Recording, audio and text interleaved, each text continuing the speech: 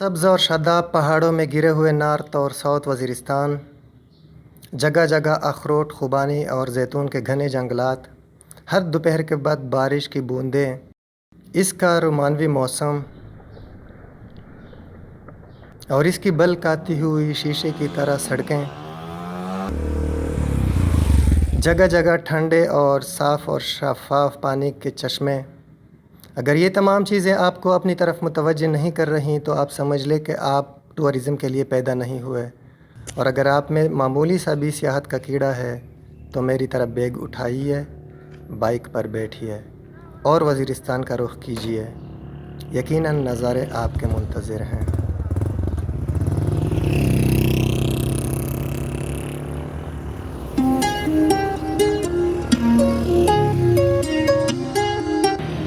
तो जी दोस्तों, मैं इस वक्त मौजूद हूँ पाकिस्तान और खैबर पख्तूनख्वा के एक इंतहाई खूबसूरत इलाके नॉर्थ वज़ीरिस्तान, और नॉर्थ वज़ीरिस्तान में भी रज़मक। और मेरी तरह आप भी चाह रहे हैं कि इस दफ़ा ईद के बाद आप नॉर्थ वज़ीरिस्तान आ जाएं, लेकिन आपके जहन में काफ़ी सारे सवालात हैं कि हम आएंगे कैसे, जाएंगे कैसे, वहाँ पे स्टे कैसे करेंगे, होटलिंग की क्या पोजीशन होगी, वहाँ पे नाइट कैंपिंग की इजाज़त होगी नहीं होगी, वहाँ पे सिक्योरिटी के खदशात और कोरोना के लॉकडाउन के सिचुएशंस।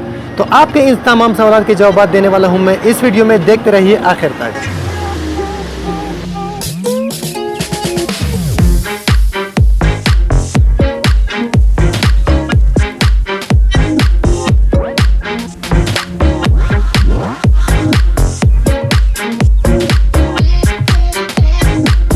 बिस्मिल्लाहिर्रहमानिर्रहीम। अस्सलाम वालेकुम व्यूअर्स, उम्मीद है आप सब खैरियत से होंगे।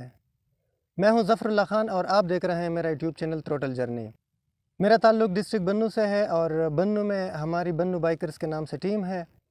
चूँकि पाकिस्तान के दीगर इलाकों में कोरोना की लॉकडाउन की सिचुएशन है और सियाहत पर पाबंदियाँ हैं, तो हमारे जो अक्सर बाहर के दोस्त हैं, टूरिस्ट हज़रात हैं, बाइकर्स हज़रात हैं, तो वो अक्सर फ़ेसबुक पे और व्हाट्सएप ग्रुप्स में पूछते हैं कि वज़ीरिस्तान की क्या सिचुएशन है। तो उनके तमाम सवालात के जवाब देने के लिए और वज़ीरिस्तान की सिचुएशन जानने के लिए मैंने एक छोटी सी वीडियो बनाई है। उम्मीद है आपको वीडियो पसंद आएगी।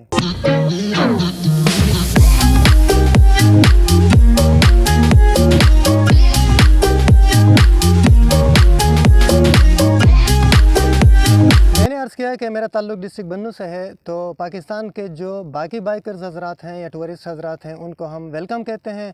चूँकि वज़ीरिस्तान जो है वो बन्नू के करीब है, तकरीबन 2.5-3 घंटे का रास्ता है, तो हम आपको बन्नू आने पर, वज़ीरिस्तान आने पर वेलकम कहते हैं। पिछले साल भी कारी अरशद साहब जो स्वात राइडर्स के हैं, वो अपनी टीम के हमरा बन्नू तशरीफ़ लाए थे और हमने बन्नू से शवाल तक उनको टूर करवाया था। तो हम आपको any time every time welcome कहते हैं। आप जहाँ से भी तशरीफ़ लाएँ, बन्नू आएँ पहले, बन्नू से आप फिर नॉर्थ वज़ीरिस्तान और साउथ वज़ीरिस्तान एंजॉय कर सकते हैं।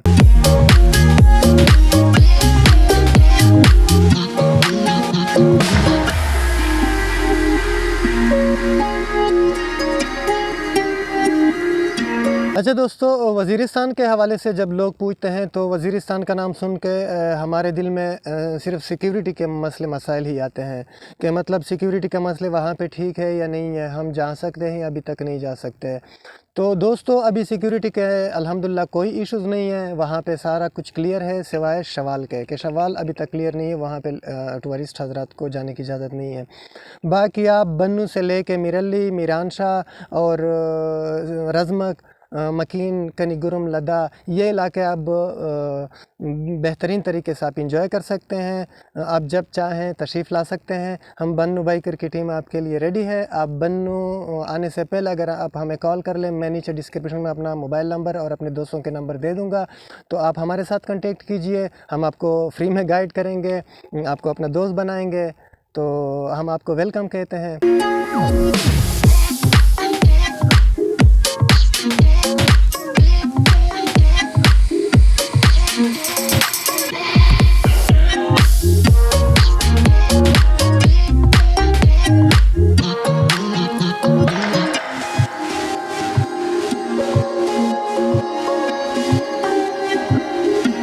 अच्छा दोस्तों, वज़ीरिस्तान के हिस्टोरिकल बैकग्राउंड और जोग्राफिकल लोकेशन के हवाले से मैं ज़्यादा डिटेल में इसलिए नहीं जाऊंगा क्योंकि वीडियो की लेंथ भी ज़्यादा हो जाएगी और इस पे व्हाट्सएप्स में या फेसबुक ग्रुप्स में या गूगल पे या यूट्यूब पे बहुत सारा काफ़ी मवाद पड़ा हुआ है। आप वहां से सर्च कर सकते हैं वज़ीरिस्तान की हिस्ट्री के हवाले से। यहाँ पे सिर्फ मैं इतना कहना चाहूँगा कि वज़ीरिस्तान जो है वो बन्नू से 2.5-3 घंटे का रास्ता है।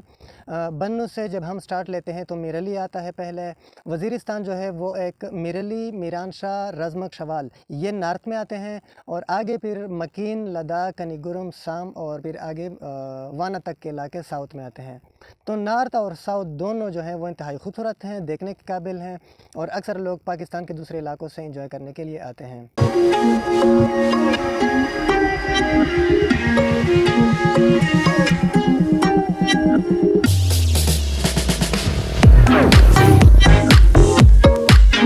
तो दोस्तों, जब बन्नू से हम ट्रेवल स्टार्ट करेंगे तो बन्नू से पहले बन्नू के बाद आता है वज़ीर बका खेल सब डिवीज़न का इलाका। उसके बाद आता है सिद्दगी चेक पोस्ट, वहाँ पे आप अपनी एंट्री करवाएंगे। उससे आगे फिर आता है खजूरी चेक पोस्ट, खजूरी चेक पोस्ट से फिर आगे आता है ईशा चेक पोस्ट। तो ईशा पे पहुंच के आपने लेफ़्ट पे टर्न करके आप नॉर्थ वज़ीरिस्तान और रज़मक, मकीन, लद्दाख, कनिगुरम ये जो इलाके हैं वहाँ पे आप जाएंगे और स्ट्रेट जो रोड जाती है वो बिल्कुल आगे मीरानशाह से आगे फिर ग़ुलाम खान और पाक अफ़गान बाउंड्री तक जाती है।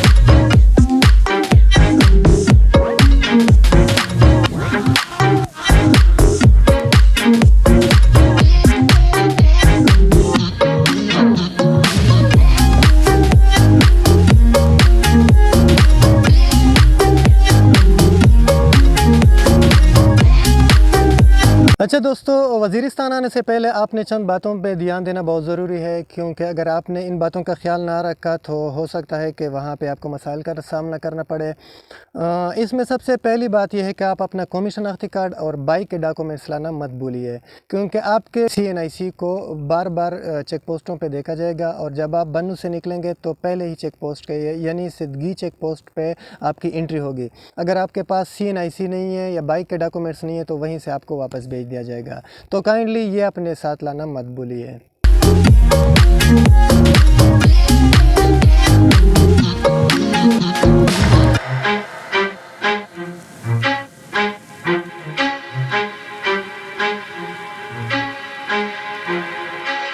दूसरी चीज़ जो आपने नोट करनी है दोस्तों वो ये है कि अगर आप मेल हैं तो फिर तो आपने जो पहन लिया वो ठीक है, लेकिन अगर आप फीमेल टूरिस्ट हैं या आपके साथ कोई फैमिली आ रही है तो काइंडली अपने ड्रेस का बहुत ख्याल रखिए।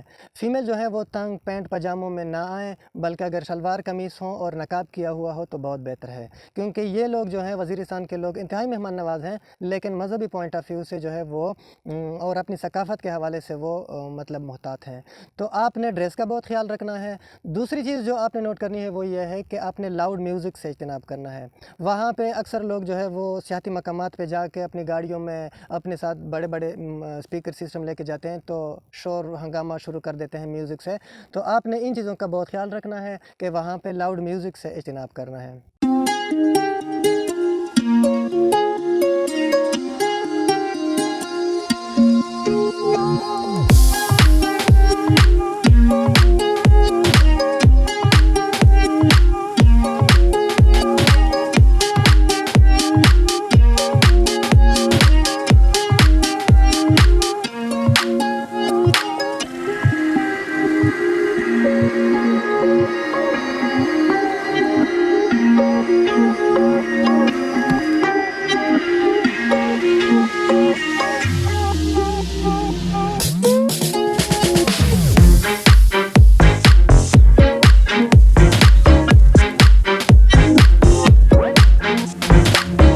अच्छा दोस्तों, एक और बात जो आपने नोट करनी है वो ये है कि वहाँ पे फ़ोटोग्राफ़ी करते वक्त बहुत मोहतात रही है। मैंने पहले सर्च किया कि ये लोग रिलीजियस टाइप के हैं तो वहाँ पे अक्सर इनके घर करीब करीब होते हैं, तो इनके घरों के करीब आप फ़ोटोग्राफ़ी ना करें, या अगर आपके साथ कोई लोकल बंदा हो तो बहुत बेहतर होगा, वो फिर इनको अपनी ज़ुबान में समझा सकता है क्योंकि ये लोग अपने घरों के करीब फ़ोटोग्राफ़ी करने को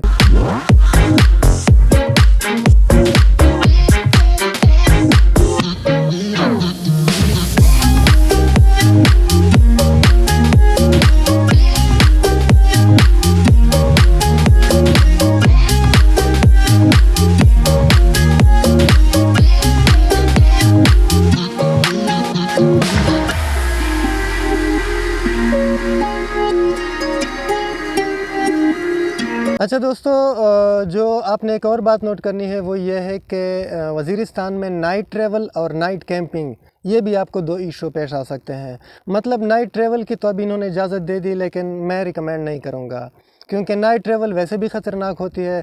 पहाड़ी एरिया है, कर्वेशियस रोड्स हैं, और सिक्योरिटी पॉइंट ऑफ व्यू से भी मेरे ख़्याल में शाम के बाद यानी अंधेरे के बाद ड्राइविंग करना मुनासिब नहीं है।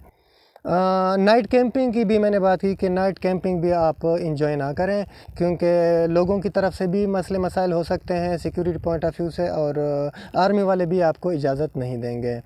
तो नाइट कैंपिंग अगर आप नहीं करेंगे तो फिर आपका सवाल होगा कि फिर हम नाइट स्टे कहाँ पे करें। तो नाइट स्टे के हवाले से ये है जी कि रज़मक में कोई होटल नहीं है। आप रज़मक से जाके फिर मकीन में स्टे कर लीजिए। मकीन में जो है 1-2-3 होटल्स हैं, वहाँ जाके मैं आपको एक छोटी सी क्लिप बना के उनके एड्रेस वगैरह दे दूँगा। तो मकीन में आप स्टे कर सकते हैं, क्योंकि ऑलरेडी आपका बन्नू से वहाँ तक 2.5-3 घंटे का सफ़र रज़मक तक हो जाएगा। रज़मक से आगे फिर 40-45 मिनट मकीन तक हो जाएगा। तो आप वहाँ पर स्टे कीजिए। अगर आपके साथ फैमिली है तब भी आप स्टे कर सकते हैं। तो नाइट स्टे के बाद फिर आप आगे लद्दाख, कनिगुरम, साम और फिर आगे आप ट्रैवल कर सकते हैं। जी दोस्तों, मैं इस वक्त मौजूद हूँ ईशा के इलाके में। ईशा पे पहुँच के आपको दो रोड नज़र आएंगे। एक जो सामने वाली रोड है वो बिल्कुल आपको मीरान शाह से आगे फिर ग़ुलाम खान, और ग़ुलाम खान से आगे फिर पाक अफ़गान बाउंड्री तक आपको लेके जाएगी, जो बिल्कुल स्ट्रेट रोड जाती है ईशा से। और वहाँ से जो लेफ़्ट पे जो आप टर्न करते हैं, लेफ़्ट वाली रोड जो है वो ये है, और ये आपको बिल्कुल रज़मक तक लेके जाएगी। रज़मक से फिर आगे हम जाएंगे मकीन से फिर आगे कनिगुरम, लद्दा और फिर साउथ वज़ीरिस्तान वहाँ से शुरू हो जाता है। तो मेन मकसद मेरा ये था कि यहाँ से आपने सीधा नहीं जाना ईशा पे पहुँच के, बल्कि आपने लेफ़्ट पे टर्न करके आपने सीधी रज़मक वाली साइड पकड़नी है।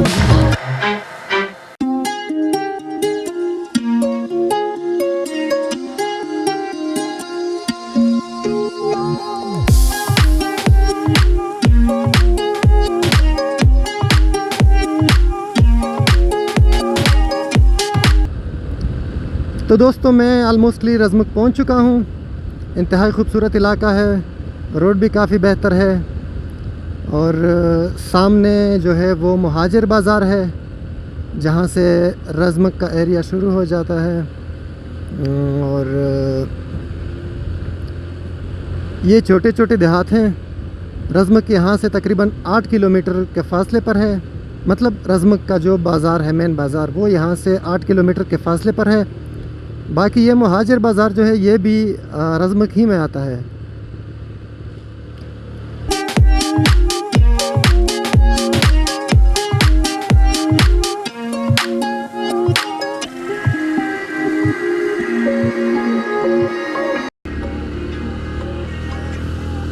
मुहाजिर बाज़ार को मैंने क्रॉस कर लिया है, और रज़मक बाज़ार के तकरीबन 5-6 किलोमीटर के फ़ासले पर हूँ।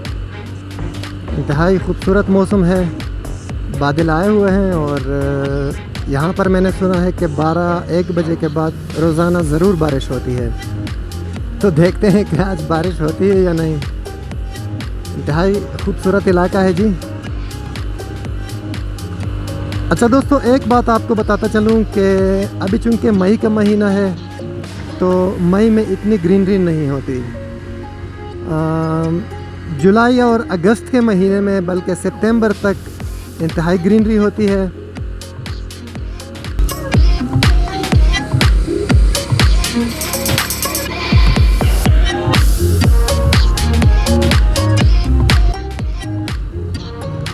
जी, रज़मक बाज़ार तकरीबन 5 किलोमीटर और मकीन यहाँ से 15 किलोमीटर के फासले पर है।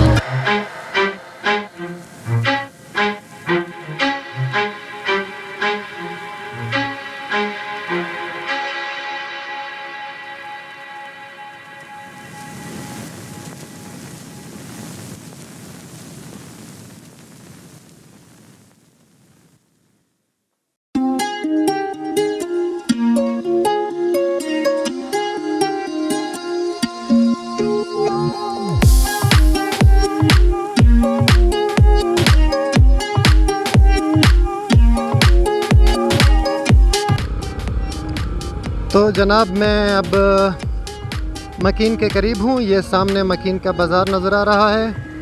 इंतहाई खूबसूरत बाज़ार है और गवर्नमेंट ने इस पे काफ़ी तवज्जो दी हुई है। नई नई मार्केटें बनी हैं और इनकी न्यू कंस्ट्रक्शन हुई है। हालांकि छोटा सा है, इर्द गिर्द पहाड़ों में गिरा हुआ है और यहाँ पे दूर दूर से लोग आते हैं। ये रहा मकीन मार्केट और चले व्यूअर्स आपको पूरे बाज़ार की सैर करवाते हैं। अगरचे खाली पड़ा है क्योंकि अभी रमज़ान है और दोपहर का टाइम है, तो लोग अभी सो रहे होंगे। पूरे बाज़ार का नक्शा तकरीबन एक ही जैसा है क्योंकि गवर्नमेंट ने बनाया है, तो सारी मार्केटें तकरीबन एक ही तर्ज तामीर की हैं। हर मार्केट के साथ अलग मस्जिद और कार पार्किंग वगैरह है।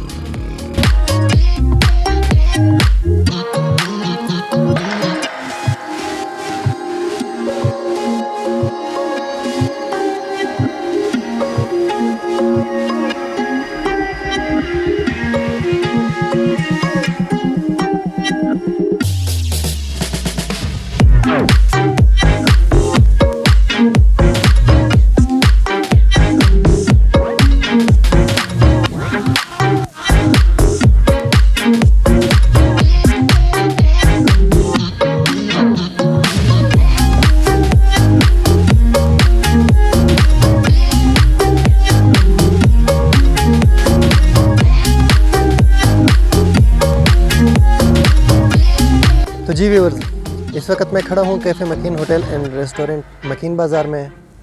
मकीन बाज़ार एक छोटा सा डेवलप बाज़ार है जो कि चारों तरफ से पहाड़ों में घिरा हुआ है। इस वक्त बारिश हो चुकी है और इंतहाई बेहतरीन मौसम है। तो मैंने आपको पहले सर्च किया था कि पूरे नॉर्थ और साउथ वज़ीरिस्तान में आपको नाइट स्टे के हवाले से यानी कैंपिंग के हवाले से या होटलिंग के हवाले से आपको मुश्किलात का सामना करना पड़ सकता है। तो कैफ़े मकीन होटल एंड रेस्टोरेंट और आगे फिर ज़ीशान होटल एंड रेस्टोरेंट है, ये दो होटल मैंने देखे। इनका खाना पीना और नाइट स्टे के हवाले से इनके रूम्स वगैरह मैंने देख किए। कम से कम मैं मुतमईन हूँ, तो अब बेफिक्र हो कि आप यहाँ पर आ सकते हैं और यहाँ पर स्टे कर सकते हैं।